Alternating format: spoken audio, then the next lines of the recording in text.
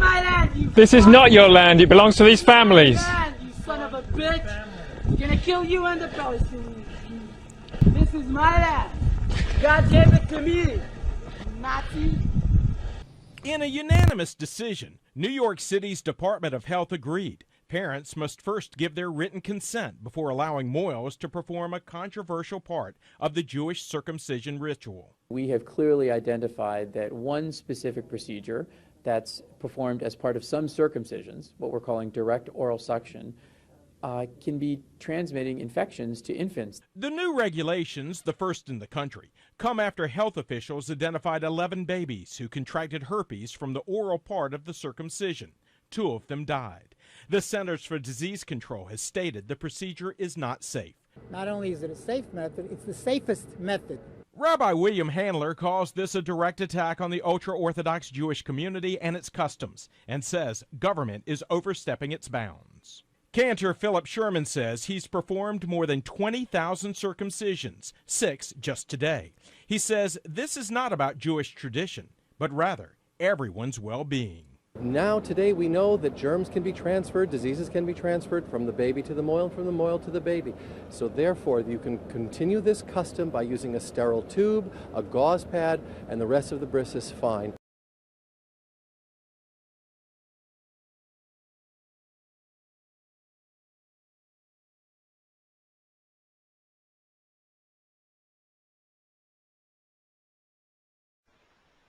In the halacha, in Yeridea, that's the second section of the 4 sections of halacha called the Shulchan Aruch, the set table.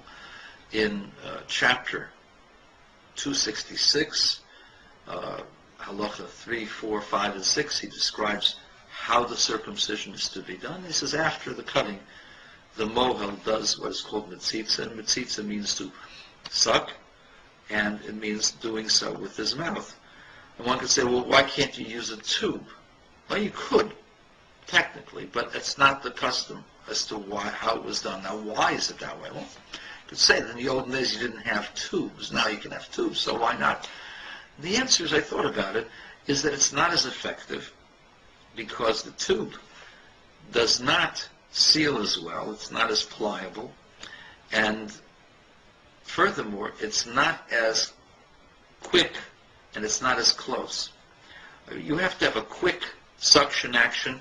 You have to have more pliability. And also, there's the theory, some people feel that it is, some people feel that it's not, that the saliva of a human being has some antiseptic qualities. And it's actually brought in the halacha of the Talmud that the saliva of certain people were actually used as curatives.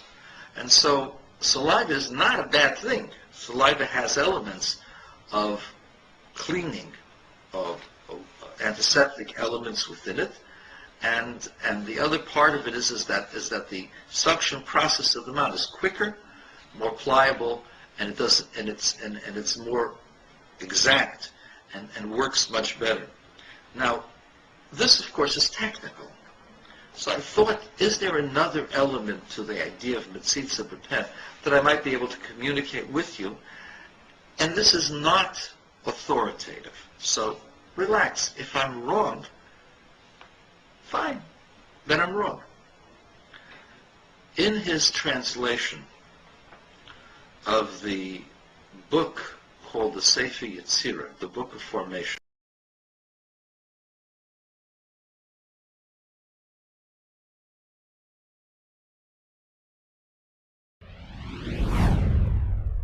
Disturbing allegations are surfacing in a very unexpected place. A man who is supposed to bring joy and holiness to the Jewish ritual of circumcision is now accused of something unthinkable, spreading a deadly disease to innocent babies. News 12's Tara Rosenblum joins us now with her special report, Cradle of Secrets. It's a topic that not many people want to talk about, but an unlikely whistleblower, a young Orthodox Jewish woman, is now speaking out, claiming a local rabbi is infecting babies, making them sick. And what's worse, She says no one is doing anything to stop him. For centuries, when a Jewish baby boy is born, the ancient ritual of circumcision is performed. But in some ultra-Orthodox communities, religious leaders, known as moyals, also engage in something controversial during the bris.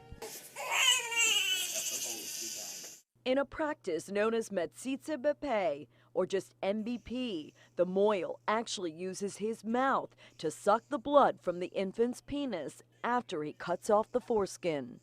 Meant to prevent infection and serve as a celebration of life, News 12 has learned the little-known practice has turned into a curse for life for some babies involved in our area. And it's all because of a local rabbi who's alleged to have a sexually transmitted disease. The rabbis are going to take care of it. They won't let him get away with it. According to these documents we obtained from the state health department, Rabbi Yitzhak Fisher of Muncie has been tied to at least 3 herpes infections in babies, one of whom died back in 2004. Shortly after the tragic death, Rabbi Fisher was forbidden from practicing NBP in New York. But despite this state-issued ban, one concerned mother tells us the infected moil is still placing innocent lives at risk. They should be arresting Rabbi Fisher. He should be in jail for murder, for homicide, for infanticide. This outraged parent, we'll call Rena, who asked us to disguise her face and voice, claims she can prove Rabbi Fisher is still practicing NBP. She says she very recently secretly recorded a phone conversation with him in which she requested the rabbi to perform the controversial service. There's nothing to worry about. Nothing to worry about. I can only do interrupting practice. That's perfectly okay. But at one point during the call, Rena questions the safety of oral suction and references the recently reported death of a baby in New York City just last September. The baby passed away on Rosh Hashanah. It took them 5 months for the health department to convince the medical examiner to add the words oral suction to record the death. The medical examiner did not want to do it. But then we had to fix it up, it was enough to make the issue. Were you shocked when Rabbi Fisher told you that? Shocked is an understatement. It's unbelievable that this goes on, and this man is maiming and killing children, babies. Yet we found no shortage of Hasidic Jews in Muncie willing to defend the rabbi. Everybody knows he's an honest person. And his actions. We used him and his son in the past, and we've been very happy with him. Traditionally, it's the right thing to do, and we think he's a good person and he's doing it right. This is a part of our law, what we have to do. Not so, says Rabbi Yehoshua Krohn. It makes me cringe. The 5th-generation moil lives just minutes away from Rabbi Fisher, who practices NBP in a very different way. Judaism mandates that we do this mitzvah, this commandment, but in a way that is na'im, which is sweet, meaning that there is no hurt. The point is that there is no harm to the child. In religious circles where they want the Metzitze B'Peh, we use only the tube. And for those that want it over and beyond the tube, we'll call someone who will do it that way for them. But you never know when that someone else could have a sexually transmitted disease. Just last month, yet another baby got infected with herpes after undergoing NBP in Orange County. Now, Rena is on a mission to spread awareness about the dangers of oral suction, something her own son went through without her even knowing. After the circumcision takes place, I'm handed the baby, but I have no idea what happened there. It's like being in surgery. You're not there when the baby has surgery. I was shocked. I couldn't get over it. I told my husband, we allowed this to happen? He said, nobody asked. This is just how things are done. So I want the Department of Health telling people this is what takes place. You can do it if you want, but know the facts. Know that you're putting your baby at risk.